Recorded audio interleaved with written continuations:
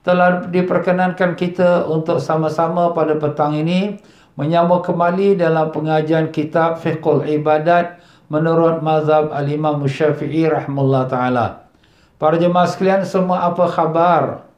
Alhamdulillah, mudah-mudahan Allah panjangkan umur dalam sihat walafiat, ditanamkan iman dan taqwa, dibukakan pintu ma'rifat, dimatikan semua dalam iman, dalam Islam, dalam husnul khatimah, dan ditemukan semua kita dengan Rasulullah sallallahu alaihi wasallam. Allahumma amin ya rabbal alamin. Ya para jemaah yang dimuliakan Allah, alhamdulillah, dalam pengajian kitab Fiqhul Ibadat menurut mazhab Imam Syafi'i rahimahullah ta'ala pada pelajaran semalam, kita sedang membicarakan tentang mengqada salat, ya. Jadi kita telah mengatakan mengqada salat ini kalau sekira orang yang terlupa ataupun tertidur tidak sengaja, maka itu diberikan keampunan, kemaafan. Tapi sudah tentulah bukan selalu, ya. Kadang-kadang saja, ya. Dan demikian pula untuk orang tersebut, maka sunatlah disegerakan mengqadakan salat yang terlupa ataupun yang dia tertidur. Dan kita telah datangkan beberapa hadis dan juga riwayatnya. Manakala pula orang yang sengaja meninggalkan salat oleh kerana kejahilannya atau kerana malasnya atau kerana masa mudanya, jadi dia tak dapatlah pelajaran agama yang betul, ataupun dia ikut-ikut kawan, tak salat, kadang tidak, maka itu namanya dia sengaja meninggalkan salat.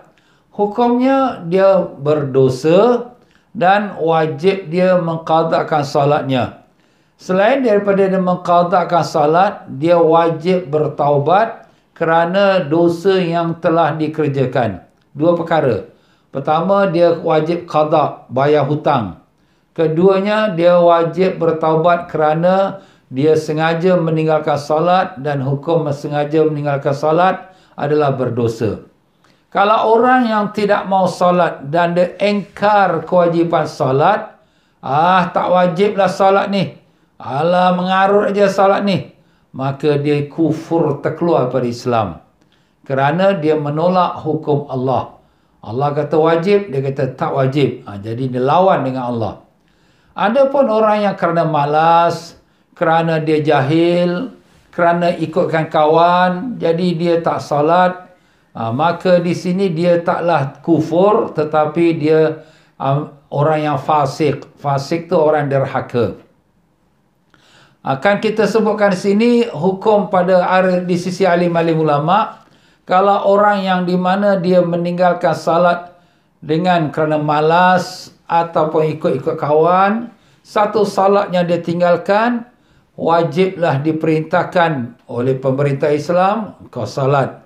Tak salat juga, maka di sisi tiga imam, Syafi'i, Maliki, Hambali, hendaklah orang ni dipancung kepalanya, dimandikan, disalatkan jenazah, ditanam dalam kuburan orang Islam. Dalam mazhab Hanafi, maka orang yang tidak mau salat, tapi dia tak ingkar, dia cuma malas salat, maka dia ini dipenjarakan dan tak diberi makan melainkan rumput seperti haiwan sampai dia bertaubat dan sampai dia salat. Itu hukumnya. Tapi kalau orang yang ingkar, tak mau salat kerana tak wajib salat, mengarut salat, orang ini kufur. Kalau dia memanglah orang Islam, maka dia terkeluar pada Islam, mana namanya murtad. Orang murtad dipancung kepala dia di sisi keempat-empat imam kerana menukar agama. Dan hadis Nabi kata, orang yang menukar agama, maka bunuhlah dia. Kenapa? Kerana jangan sampai merebak virus dia kepada orang lain pula. Itu bahaya dia. Macam kita sekarang virus COVID-19, kalau boleh kita nak stop. Jadi macam itulah virus penyakit nak keluar agama Islam ni, kita mesti stop dia. Jadi orang yang menukar agama, maka dia dipancung kerana dia menukar agama. Itu dari segi undang-undang Islam lah. Yang jalankan ke tak jalan tu perkara kedua, ya. Baik, bagi orang yang meninggalkan salat dengan sengaja kerana kejahilan, kerana dia tu malas, kerana dia tak tahu hukum, dia wajib salat, qadakan salat dia dengan segera. Kalau dia dah tinggalkan 5 tahun, 5 tahun lah wajib qada. Setiap hari pagi, petang, malam, pagi, petang, malam. Seberapa cepat, seberapa boleh dia selesaikan. Dan wajib dia mengikutkan dia punya syarat dan rukun-rukun salat sempurna. Maknanya rukun salat tu dia berdiri tegak, menghadap kiblat, rukuk, sujud, semua kena buat macam tu. Tak boleh dia ambil shortcut. Oh, macam mana? Dia nak sembahyang duduk. Ini sembahyang wajib qada. Tak apalah, saya penat lah, saya sembahyang duduk. Kalau dia masih boleh berdiri, wajib dia berdiri. Kalaulah sekira dia tak boleh berdiri kerana kaki sakit, ataupun kerana dia tak kuat nak berdiri, bergoyang badan dia, dia sembahyang duduk. Jadi di sini tak ada nama shortcut, ya. Dia mesti buat yang sempurna. Kalau ada uzur sakit, tak boleh berdiri, duduklah. Apa nak buat? Tapi jangan kerana, penat lah, saya nak berdiri dan dia tak nak diri, saya nak duduk. Kalau penat, hilangkan penat dan kemudian sambung qada salatnya. Itulah dia punya hukuman dia. Kalau sekira kita nak qadakan dia 1 hari 5 waktu solat adaan dan 5 waktu solat qadaan. Jadi kalau dah 5 tahun kita buat dan 5 tahun kita qada, boleh. Tapi kalau mati sebelum selesai, kita menanggung dia punya hutang dia. 1 waktu solat kalau kita qada dengan sengaja, duduk dalam neraka selama 80 tahun. 1 hari dalam neraka seperti 1000 tahun dalam dunia. Allahu Akbar. Itu kalau Allah ampunkan, alhamdulillah. Kalau Allah bagi diskaun 50%, 50% duduk neraka. Kalau Allah kata ampun semua, selesai. Kita tak tahu. Tapi pokoknya kita menanggung hutang. Orang berhutang ni kepada tuan dia kata, aku maafkan, aku halal. Alhamdulillah halal. Tuhan dia kata, tidak, aku bagi diskaun 50% saja. Lagi 50% kau kena bayar hutang aku. Kena bayarlah. Macam tu. Itu ibaratnya lah. Begitulah dia. Terserah kepada Allah. Tapi kalau Allah nak azab dia, maka tidak ada argument. Nak kata kenapa? Engkau dah wajib salat, kau tak salat, kau qada tapi tak selesai lagi. Maka dengan sebab itu dalam mazhab Imam Syafi'i rahimahullah ta'ala, pendapat yang paling kuat, bahawa wajib qada salat yang telah ditinggalkan dengan sengaja disegerakan. Wajib. Bukan sunat, bukan harus, wajib. Jadi kalau 1 hari kita boleh qada 1 minggu punya salat, qadakan 1 minggu salat. Kalau 1 hari tak kuat nak qada 1 minggu salat, qadakan 3 hari salat. 3 hari salat kita qada. Jadi kita kena keep diary kita. Kita kena ada diary kita, kita kena buatkan jadual dia, hari bulan berapa banyak solat yang dah kita qada. Jangan kita ambil sambil lewat, tak apalah, tak boleh. Macam kita bayar hutang orang, kita kira, aku dah bayar kau dah lebih daripada yang wajib dah, apa kau ni minta lagi? Kan kita tahu kan. Ini kita hutang dengan Allah. Sebab orang yang tak menunaikan perintah Allah, dia berhutang pada Allah. Itu dalam hadis Nabi. Semalam kita dah baca. Wadainallah ahaqqu ayyuqdah. Dan hutang kepada Allah lebih berhak dibayar. Kalau hutang kita dengan manusia kita bayar, hutang kita dengan Allah pun kita bayar. Tetapi ialah kalau sekiranya dia nak bayar sekaligus susah, kerana berat, dia ambillah pelan-pelan. Boleh. Tapi dia tak boleh sembahyang sunat selagi dia belum selesai sembahyang qada. Allah Ustaz, kita nak sembahyang sunat. Jawapannya, sembahyang sunat tu awak gantikan dengan sembahyang qada. Nak kejar sunat, sedangkan sunat dibuat dapat pahala. Tak buat, tak berdosa. Sembahyang qada wajib. Tak buat, berdosa. Jadi mana yang lebih berat antara sunat dengan qada? Qada lebih berat. Sebab qada ni wajib.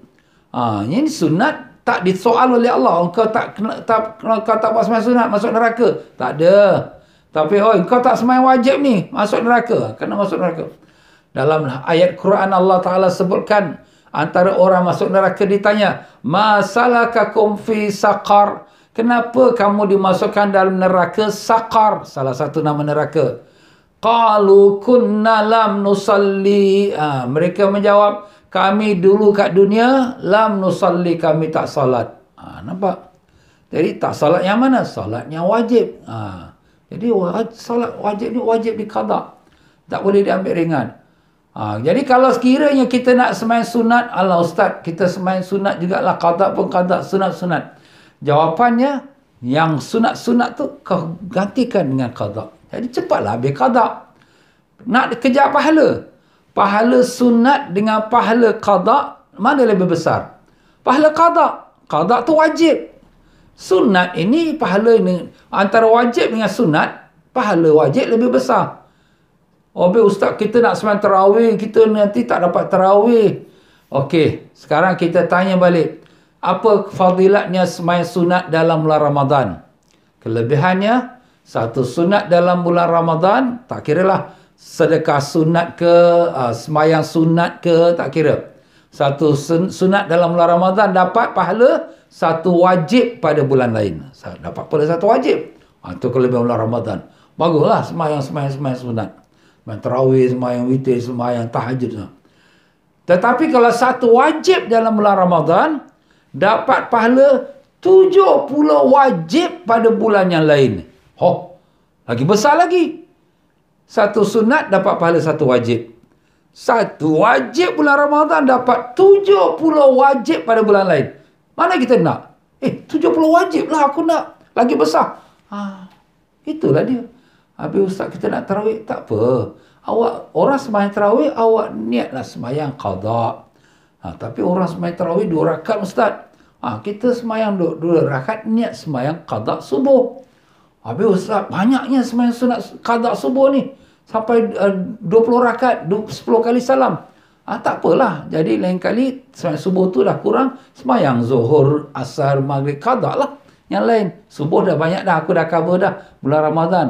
Orang sembahyang tarawih, aku sembahyang niat qada subuh. Ataupun dia sembahyang qada zuhur. Alamak, nanti orang beri salam, aku berdiri pula. Malu lah. Kau malu orang, okey, kau buat sembahyang qada subuh. Macam tu. Itu pokoknya di sini kita carilah jalan.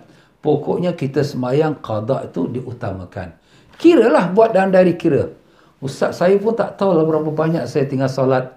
Saya dulu umur 15 tahun saya tak begitu konsentrate dengan agama. Dah umur 25 tahun ni, dah 10 tahun ni, barulah saya dah mula betul-betul istiqamah sembahyang tak tinggal. Dulu ada buat, kerana tak buat. Dulu buat, ada tak buat. Agak-agak berapa banyak kali buat dengan tak buat. Banyak mana buat? Yang buat mungkin setengah-setengah lah. Okey, setengah-setengah. Jadi kalau 10 tahun, dalam keadaan setengah-setengah, ambil 5 tahun, wajib qada. Macam tu lah. Kena buat kira-kira macam tu. Kalau kita rasa, tak Ustaz, saya banyak buat, tapi sikit-sikit tak buat. Okey, sikit-sikit tak buat. Jadi kita kalau 10 tahun, okey. 3 tahun kita tak buat, 7 tahun kita buat. Jadi qadakan 3 tahun. Macam tu. Pokoknya tuan-tuan, dia kena usahakan. Tak boleh ambil, tak apa. Tuhan Maha Pengampun, Tuhan Maha. Tak. Ini Nabi kata, dainallah haqqu ayyaqdah. Hutang kepada Allah wajib, lebih berhak, wajib ditunaikan. Sebab tu keempat-empat imam kita telah bersepakat.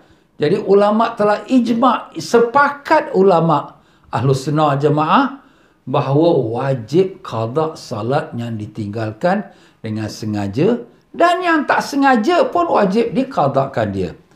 Selesailah kita dalam membicarakan tentang hukum qada ni ya. Jadi hari ini pula masuk lagi, sambung lagi, belum habis semua, belum habis bab qada ni.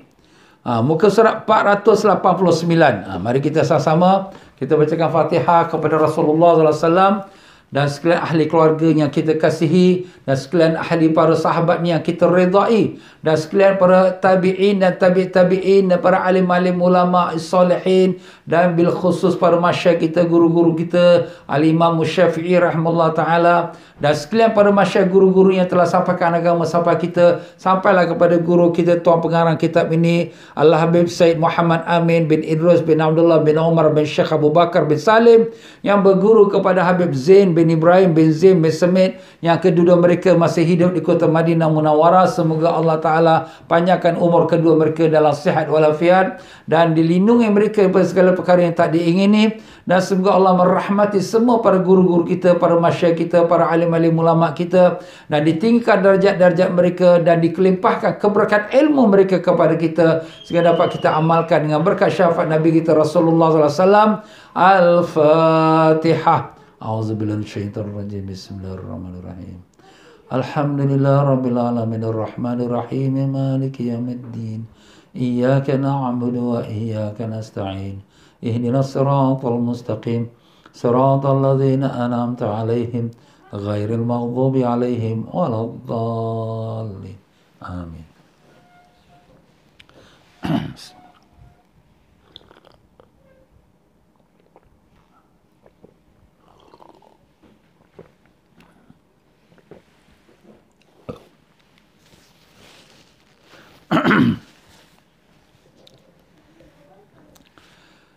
Bismillahirrahmanirrahim. Qala al-mu'allif rahimahullah ta'ala, berkata tuan mengarang kita rahimahullah ta'ala, wa nafa'ana Allah bikum fid darain amin. Tertib antara salat adaan dan qadaan.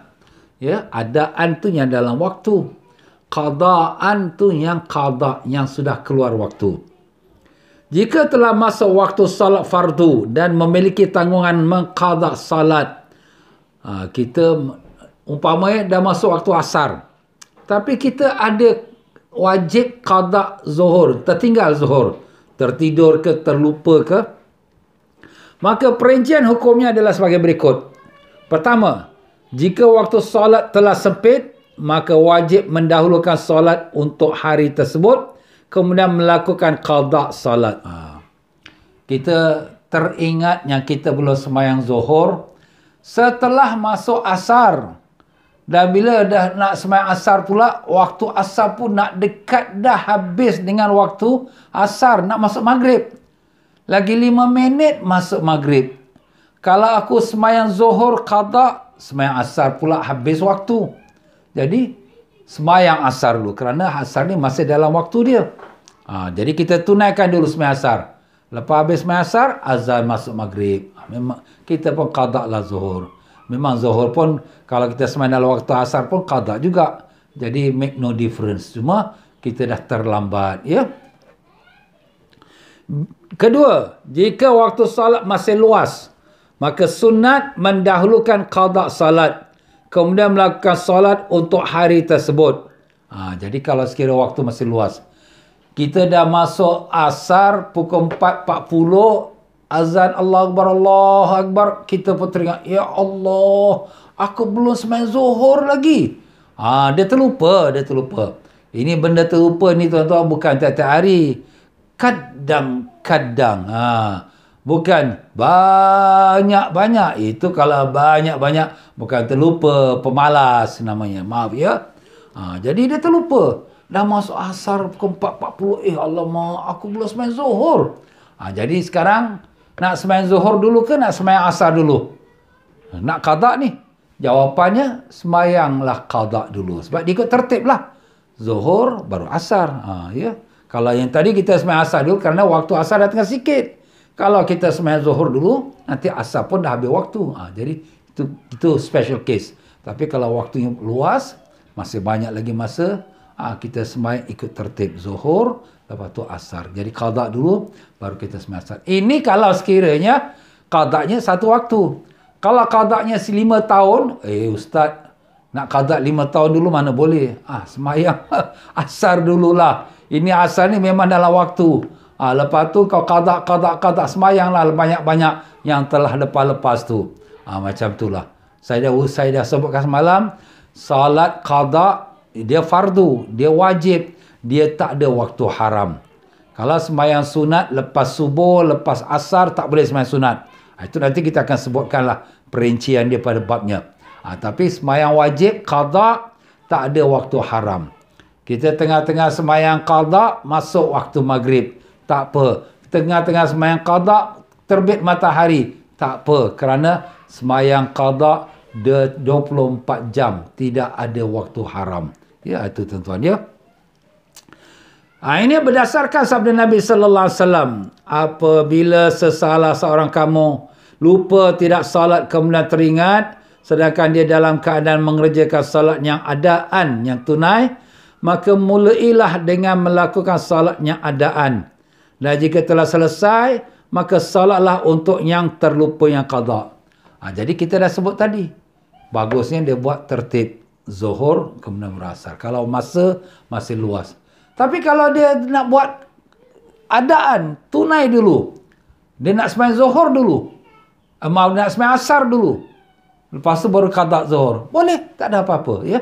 Sebab dia tak wajib, cuma sunat ikut tertib, ya. Dia tak wajib ikut tertib. Begitu juga waktu kita nak qada. Ustaz 5 tahun dulu saya nak kena solat ni macam mana?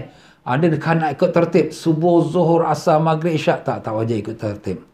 Umpama kita rajin pagi ni, kita nak sembahyang subuh saja untuk 10 hari. Wow.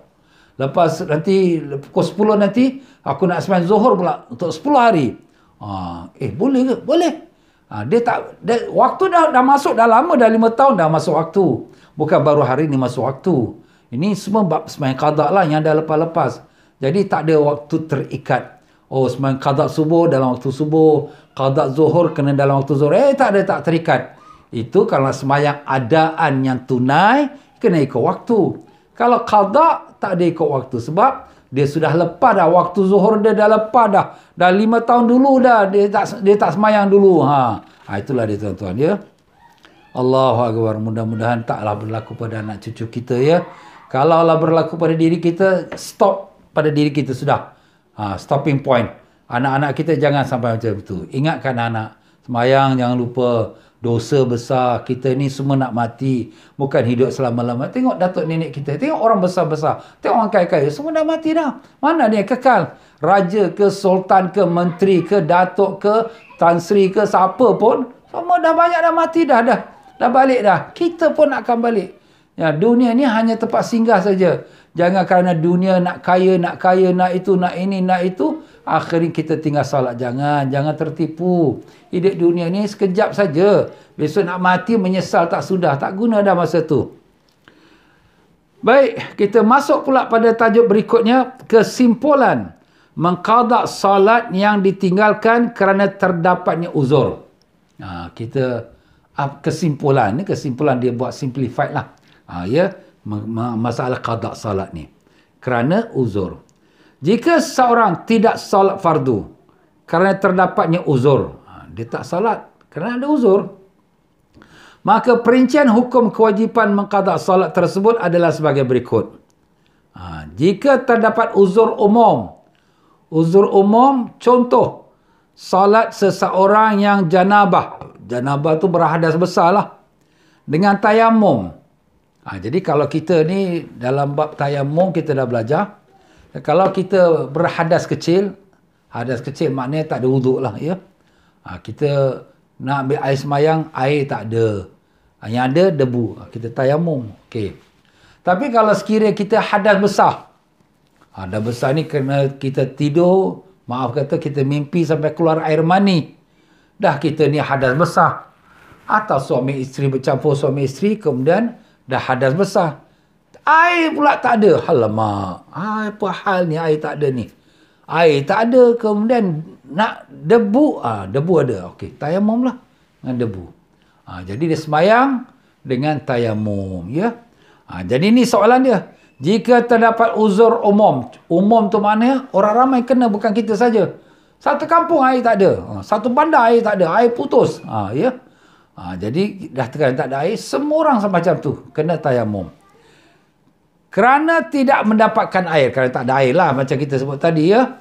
Maka di muka surat sebelah 490, apa hukumnya? Dia salat dengan tayamum kerana tak ada air.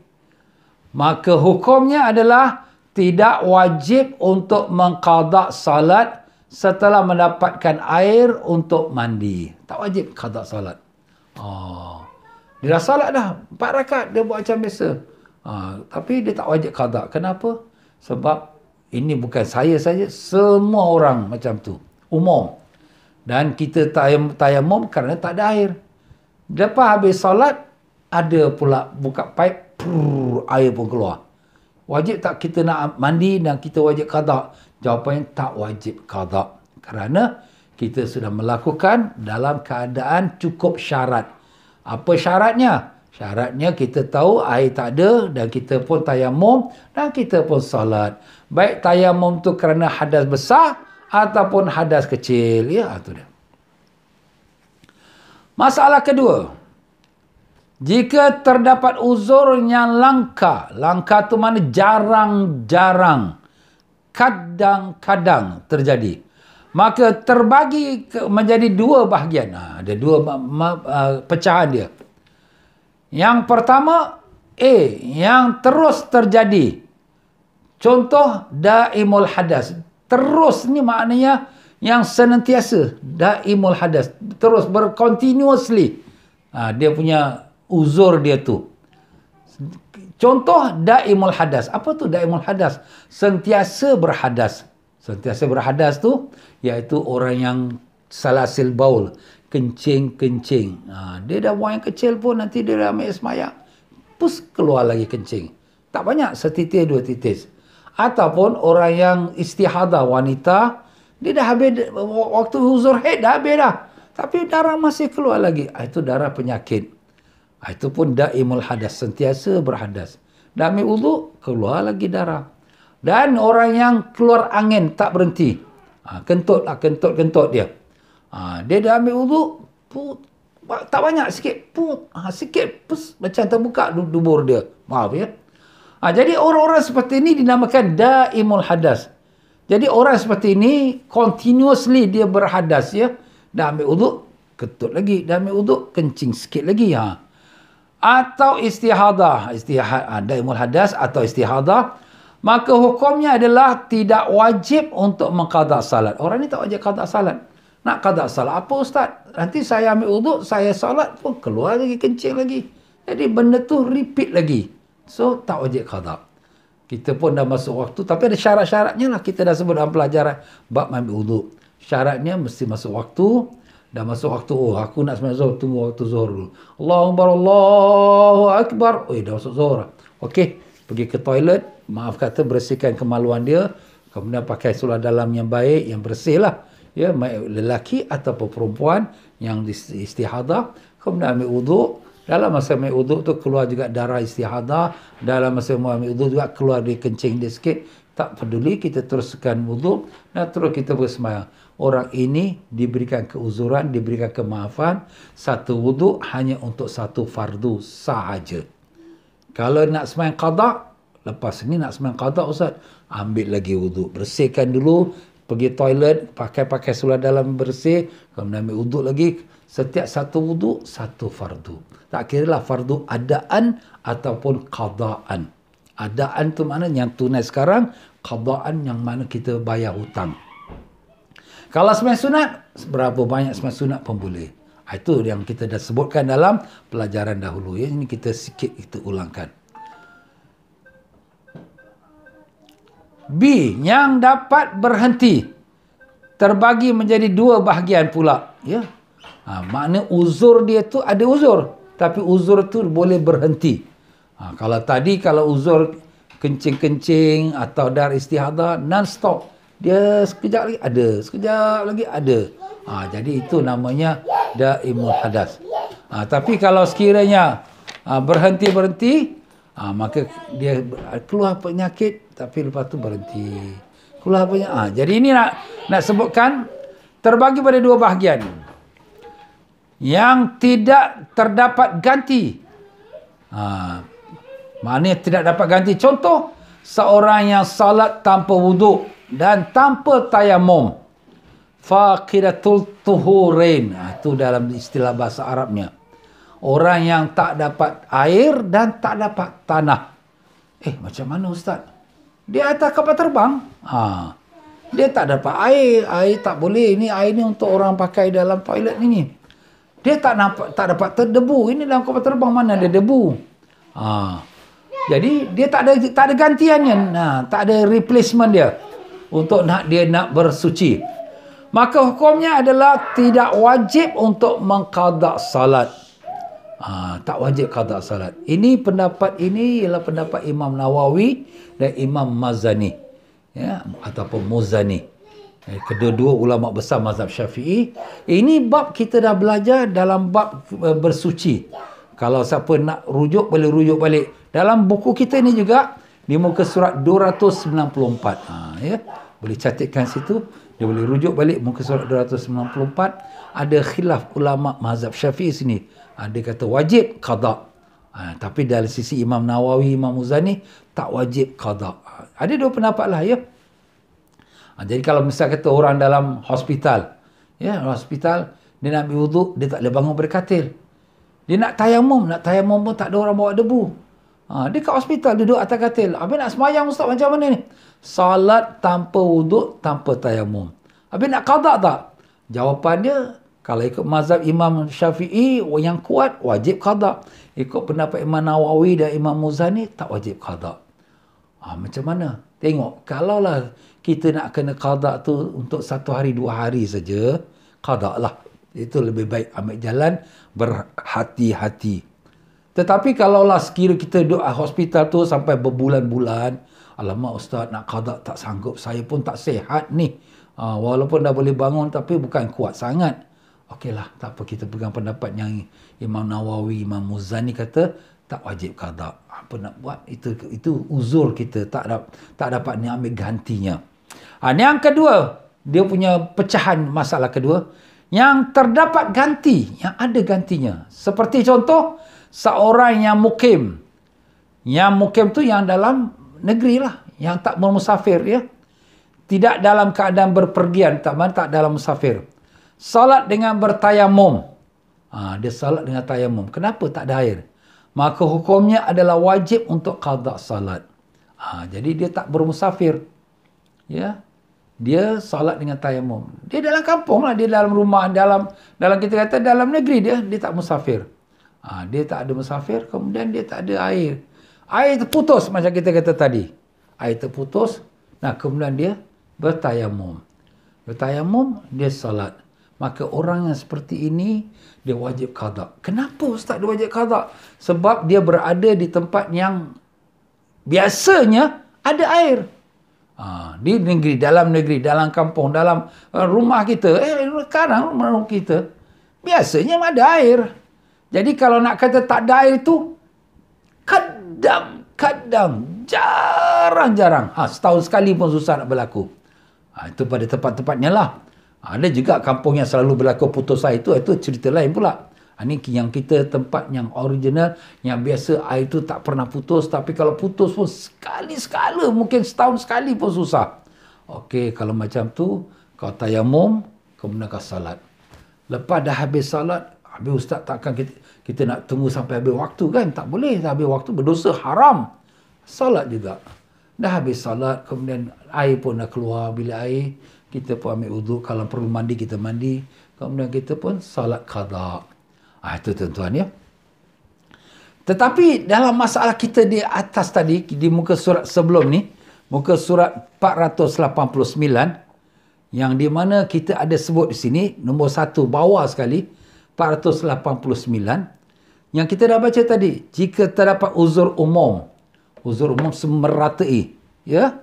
Orang yang janabah bertayamum kerana tidak mendapat air, tak dapat air, ya. Dia tayamum, tak dapat air. Maka hukumnya tak wajib qada.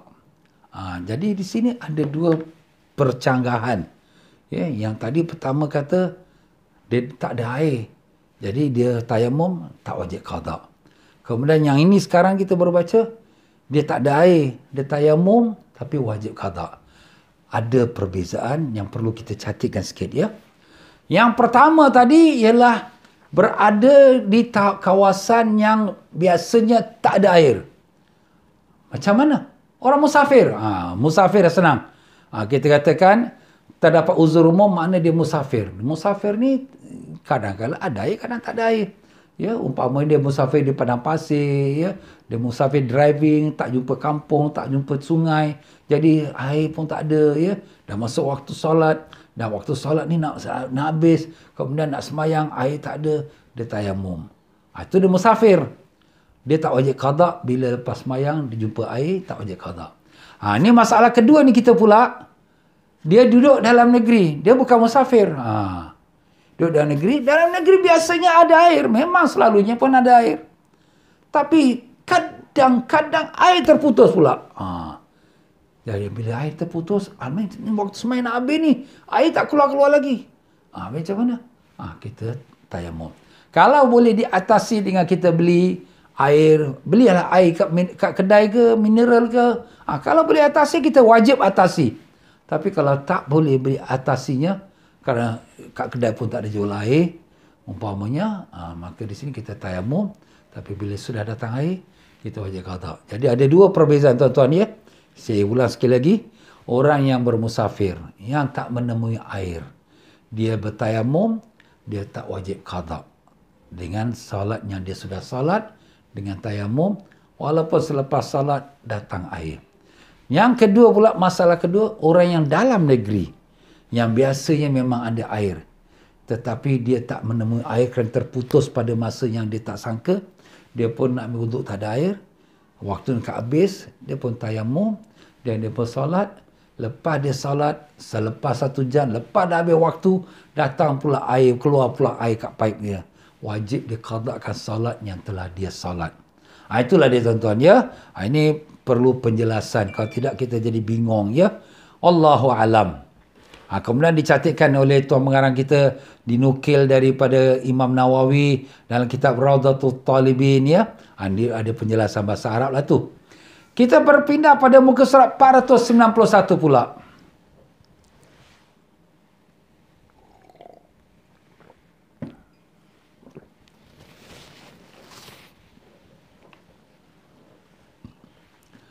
Muka surat 491 terdapat beberapa solat yang akan dilakukan, akan tetapi waktunya tidak cukup.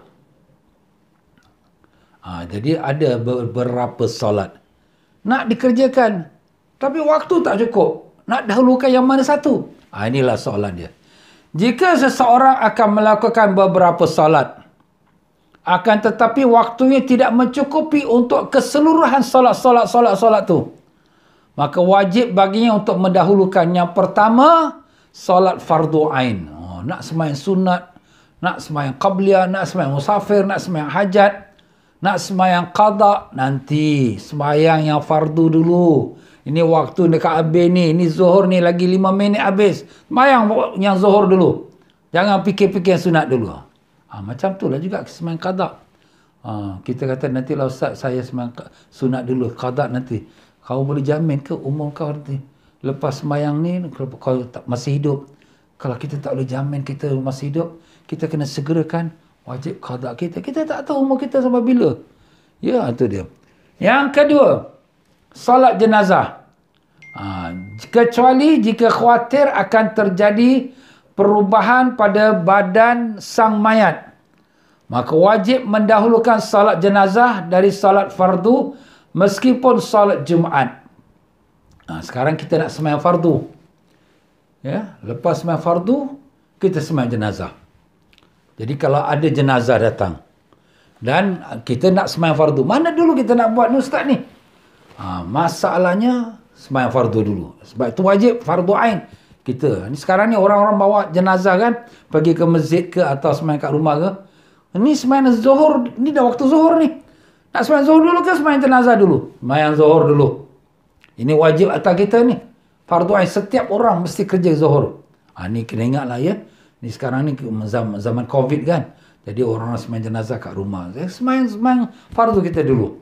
Dah habis sembahyang fardu, baru kita sembahyang jenazah. Melainkan kalau jenazah ini tak boleh tahan lama. Kenapa tak boleh tahan lama? Dia tu darahnya tak berhenti-berhenti. Dia tu takut nanti bau busuk dia. Nauzubillah, macam-macam lah boleh berlaku. Jadi kalau macam tu, segerakan jenazah ni.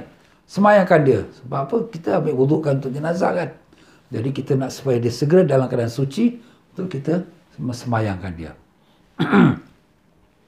Jadi salat jenazah tu kecuali jika khawatir akan terjadi perubahan pada badan sang mayat, Maka wajib mendahulukan solat jenazah dari solat fardu meskipun solat Jumaat. Walaupun solat Jumaat.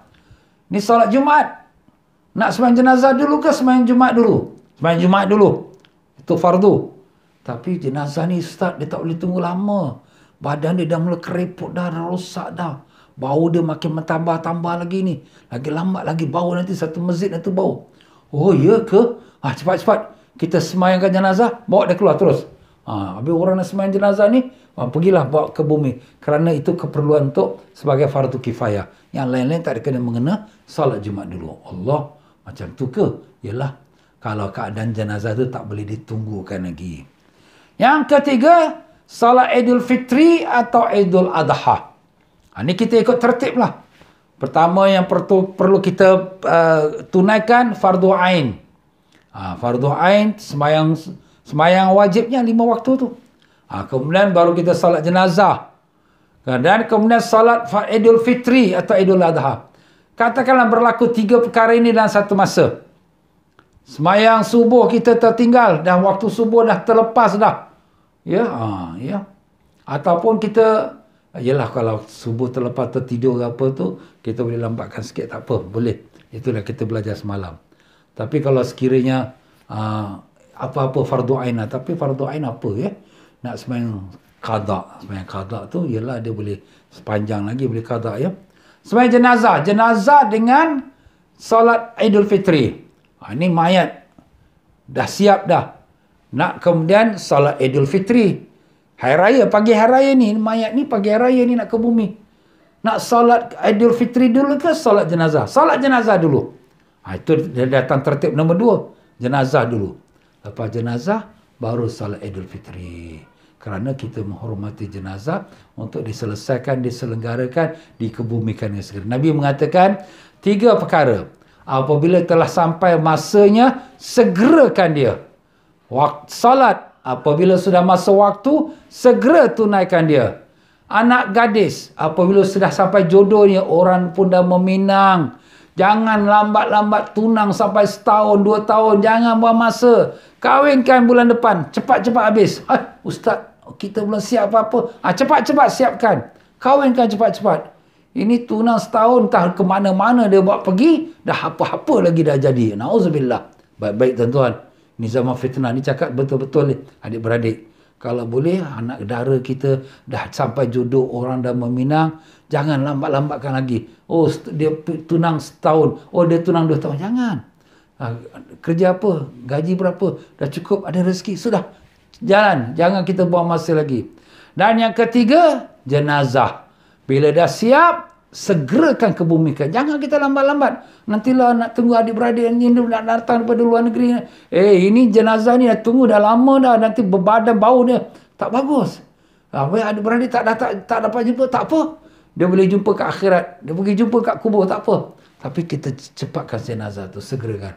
Tapi janganlah terlalu sangat segera sampai keluarga dekat-dekat dalam negeri pun tak jumpa. Tak baiklah macam tu. Mak meninggal pukul 8 pagi, pukul 10 dah berangkat, dah masuk kubur. Nantilah anak-anak masih lagi ada kat luar, boleh sampai lagi. Pukul 12 boleh sampai. Boleh nak sampai, nantilah sempat sekejap. Nampak? Janganlah sampai macam tu lah, ya. Dan yang keempat, salat kusuf. Salat kusuf tu apa? Salat gerhana, ya.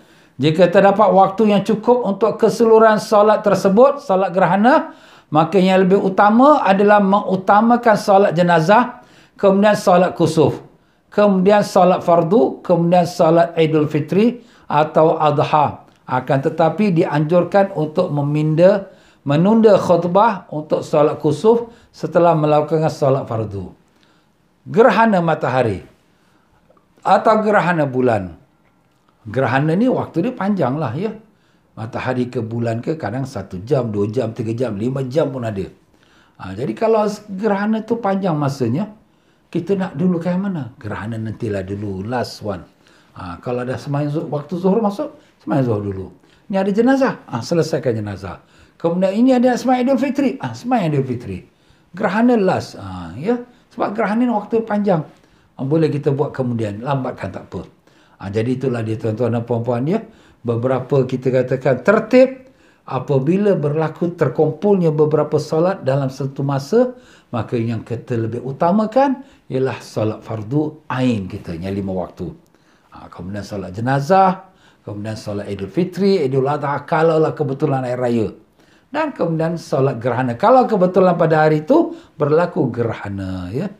Wallahu a'lam. Selesai kita daripada qada salat, alhamdulillah. Jadi ingat tuan-tuan ya, jangan kita qada salat kalau tertidur, terlupa. Ni terus ter lah ni. Tak apa, tapi jangan kau buat ter. Kau nak buat terlupa lah ustaz, tertidur. Allah Taala tahu kau. Kau yang boleh tipu orang, tapi kau tak boleh tipu Allah. Allah tahu apa dalam hati kau tu. Astaghfirullahaladzim. Kita minta ampun pada Allah ya. Ya Allah, ya Tuhan kami, ampunkanlah kami ya Allah. Pada bulan Rajab ini, bulan yang mohon ampun kepadamu. Kami mengaku banyak kesalahan kami, banyak kesilapan kami ya Allah. Kami tahu kau melihat hati kami, kau tahu apa yang kami lakukan. Manusia hanya lihat zahir kami, mereka sangka kami orang baik. Tapi kau tahu jahatnya kami ya Allah. Ampunkanlah kami ya Allah. Bersihkanlah hati kami daripada segala sifat riak, ujub, sum'ah, takbur, hasad, dengki, tamak, haluba dan semua sifat tercela. Isikan hati kami dengan sifat ikhlas, sifat reda, sifat syukur, sifat tawaduk, sifat cinta padamu dan cinta pada Rasulmu ya Allah. Ya Allah, istiqamahkan kami di atas taat kepadamu. Jadikanlah penghabisan umur kami dengan kalimah la ilaha illallah Muhammadur Rasulullah sallallahu alaihi wasallam. Ya Allah, sembuhkanlah penyakit kami, penyakit isteri, suami, anak-anak kami, cucu cicit kami. Sembuhkanlah penyakit semua para mereka yang mengikuti pengajian ini online, dan demikian juga kaum keluarga mereka semua. Ya Allah, sembuhkanlah sakit mereka dan sembuhkanlah mereka yang bermohon doa daripada kami, Zulaiha binti Abdul Rahim, dan demikian juga Abdul Latif bin Harun, Hamidah binti Muhammad, dan Haji Muhammad Mari kami Yaqub, dan Ruqayyah binti Yara Ali Khan, Sa'ad bin Alwi, dan semua mereka yang lain-lain yang memohon doa dari kami. Sembuhkanlah penyakit mereka, berikanlah keringanan kepada apa yang mereka hadapi dan kesabaran dalam ujianmu ya Rahman. Ya Allah, angkatkanlah penyakit COVID-19 daripada negara kami dan negara-negara jiran dan daripada seluruh dunia ya Allah. Ya Allah, matikanlah kami semua dalam iman dan Islam dan husnul khatimah, dan temukan kami dengan Rasulullah sallallahu alaihi wasallam. Allahumma rabbana atina fid dunya hasanah fil akhirati hasanah wa qina adzabannar. Wa sallallahu ala sayyidina Muhammad wa ala alihi wasallam. Alhamdulillah rabbil alamin. Allahu Akbar. Maaf sajalah tuan-tuan dan puan-puan, penyampaian saya mungkin orang rasa ustaz ni keras sangat lah, ustaz ni strict. Tak adalah, saya bukan keras apa, tetapi ini hukum agama Allah ya. Kita hanya menyampaikan saja. Cuma cara saya sampaikan tu mungkin orang rasa keras, orang rasa tegas ya. Apa nak buat, itu cara sajalah ya. Saya minta maaf lah kalau dalam penyampaian saya itu mungkin terasa di hati ya, atau tersinggung perasaan. Yang mana benar itu semua daripada Allah, yang mana salah silap kekurangan itu daripada kelemahan saya, dan saya ucapkan maafkan kami. Tuan-tuan maafkan ke tidak? Terima kasih banyak-banyak. Baiklah tuan-tuan dan puan-puan rahimakumullah, saya ucapkan ribuan terima kasih kepada mereka yang telah berderma untuk fakir miskin ya. Alhamdulillah, hari ini juga kami ada membuatkan pembahagian pengagihan kepada fakir miskin. Mereka ni orang susah-susah tuan-tuan, yang di Kemboja, yang di Bangladesh, yang ada tempat-tempat yang lain. Mereka banyak-banyak ucap terima kasih kepada kita yang menderma. Jadi itulah saya nak sampaikan pada tuan-tuan, terima kasih banyak-banyak ya, yang derma untuk fakir miskin. Sebab macam mana kita membantu saudara kita yang susah di dunia, mudah-mudahan Allah pula bantu kita di hari akhirat insya-Allah ya. Orang miskin ni mereka akan masuk ke syurga 500 tahun lebih awal sebelum orang kaya yang ahli syurga. Masya-Allah ya. Mudah-mudahan kita dapat tolong sikit-sikit orang miskin ni. Besok mereka akan tarik kita, ya Allah, ini orang-orang yang ada membantu aku waktu aku kat dunia. Alhamdulillah, kita tumpang-tumpang barakah mereka tuan-tuan ya. Dan demikian juga terima kasih saya pada mereka yang derma untuk madrasah. Mudah-mudahan jadi amal jariah kita berkekalan, untuk masjid dan juga untuk anak yatim ya. Dan untuk yang nak membuat perigi untuk air orang berwuduk, orang ambil minuman ya. Semua ni merupakan amal-amal jariah insya-Allah. Mudah-mudahan tak akan disia-siakan oleh Allah SWT. Baiklah tuan-tuan dan puan, sampai situ saja untuk kita pada petang ini, dan mudah-mudahan Allah Ta'ala mengabulkan semua niat-niat kita yang baik dan diampunkan dosa-dosa ibu bapa kita, adik-beradik kita yang telah meninggal dunia. Dan dengan itu marilah sama-sama kita jangan lupa malam ni siapa ada kesempatan pengajian lepas maghrib di Masjid Maidin, ya, kembangan secara fizikal dan juga akan dikeluarkan dalam online FB saya dan FB Masjid Maidin, ya. Lepas maghrib jam 7.40, 7.45 akan mula kelasnya. Dan insya-Allah lepas isyak jam 9 malam di Masjid Qasim pengajian kitab, iaitu kitab Fathur Rabbani, iaitu Syekh Abdul Qadir Jalani Qaddasallahu Sirrul Aziz, ya, jam 9 malam di Masjid Qasim, dan boleh ikuti melalui FB saya juga, TFL Travel. Mereka yang ingin mendapatkan kitab ini, iaitu kitab Fiqhul Ibadat Mazhab Imam Syafi'i, bolehlah order melalui online, ya. Jadi siapa yang tak ada link dia tu boleh minta pada kami. Kalau yang dah ada tu boleh bagi-bagi pada kawan-kawan yang perlukan. InsyaAllah stok masih ada lagi dengan tangan kami, tapi dah tak banyak dah, alhamdulillah. Dan demikian juga insyaAllah tuan-tuan, pada Rabu malam Khamis, lusa malam, hari ini Selasa malam Rabu, besok hari Rabu malam Khamis ialah malamnya Isra' dan Mi'raj. Ya, besok malam ada saya menyampaikan syarahan jam 9 malam di Masjid Al-Khair, ya, Masjid Al-Khair jam 9 malam. Dan jadi besok malam tu malam Isra' Mi'raj, kita banyakkan amal ibadat dan doa kerana dia adalah malam yang dimustajabkan doa. Baik tuan-tuan dan puan-puan, insya-Allah pada hari Khamisnya ada syarahan Isra' Mi'raj juga yang saya akan sampaikan sambungannya daripada masjid besok, iaitu di masjid hari Khamis malam Jumaat di Masjid Al-Istighfar Al-Sifah Pasiris, dan pada hari Sabtu pagi 10 pagi di Masjid Muhajirin, dan pada hari Sabtu maghrib iaitu di Masjid Taqwa Bedok. Masya-Allah. Semua masjid ni syarahannya Isra' Mi'raj, tapi sambungan episod pertama, episod kedua dan seterusnya bersambung-sambung. Baik tuan-tuan dan puan-puan rahimakumullah, mari sama-sama kita berdiri untuk kita memberikan ucapan salam pada Nabi kita Rasulullah sallallahu alaihi wasallam. صلى الله عليه وسلم صلى الله على محمد صلى الله عليه وسلم الله يا نبي سلام عليك يا رسول سلام عليك يا حبيب سلام عليك صلوات الله عليك الله يا نبي سلام عليك يا رسول سلام عليك يا حبيب سلام عليك صلوات الله عليك أشرق الكون ابتهاجا بوجود المصطفى أحمد ولأهل الكون أنس وسرور قد تجدد الله يا نبي سلام عليك يا رسول سلام عليك يا حبيب سلام عليك صلوات الله عليك فاقربوا يا أهل المثاني فهزار اليمن غرد واستضيئوا بجمال فقفي الحسن تفرد الله يا نبي سلام عليك يا رسول سلام عليك يا حبيب سلام عليك صلوات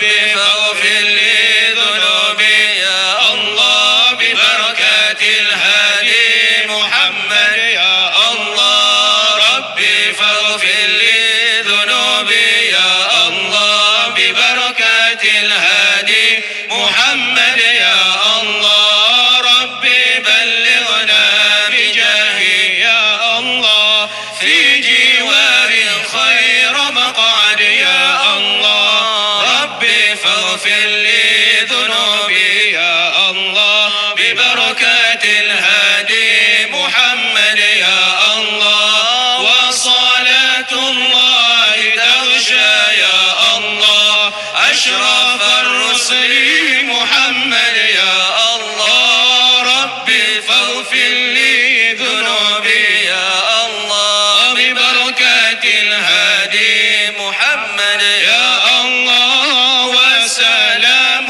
مستمر يا الله كل حين يتجدد يا الله ربي فاغفر لي ذنوبي يا الله ببركات الهادي محمد يا الله طلع البدر علينا من ثنيات الوداع وجب الشكر علينا ما دعا لله داع أيها المبعوث فينا جئت بالأمر المطاع جئت شرفت المدينة مرحبا يا خير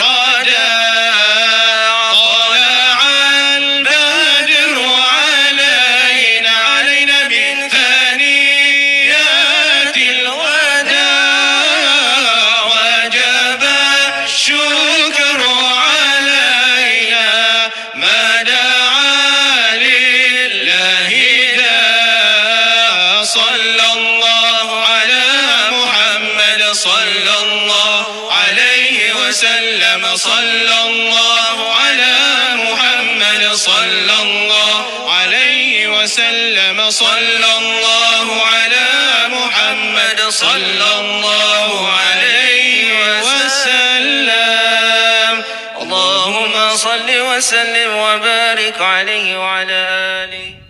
Sekian saja wabillahi taufiq wal hidayah. Wassalamualaikum warahmatullahi wabarakatuh.